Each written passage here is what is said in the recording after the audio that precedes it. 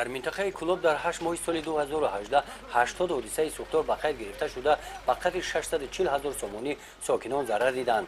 با مقصد پیشگیری حادثه های سوختار و رعایت حتمی قاعده های ضد سوختار در بیمارخانه کسلی های روحی ناحیه بوسه عملیات یکجایی کارمندان شعبه خدمات آتش‌نشانی منطقه کلوب و ناحیه بوسه گذرانده شد.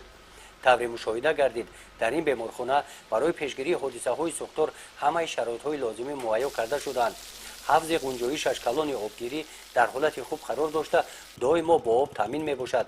در بیمارخانه از حساب کارمندان طبی گروه نجادی عمل می نماید. آنها آمادگی خود را در این روز نشان دادند. مقصد گذراندن مشق مذکور از آن عبارت است که سایقل دادن ملکه دانش حیات شخصی قسم و حیات خدمت رسانی می باشد. ما در اینجا عملی دسته اختیاری سوختار خاموشکنی خود همین بیمارخانه روحی را دیدیم که آنها با اساس آبدهی تامینند و عمل برای خاموش کردن سوختار عملیات گذراندند. در بیمارخانه کسلی های روحی ناحیه بوسه 220 نفر باشندگان زندگی کرده طبابت میگیرند.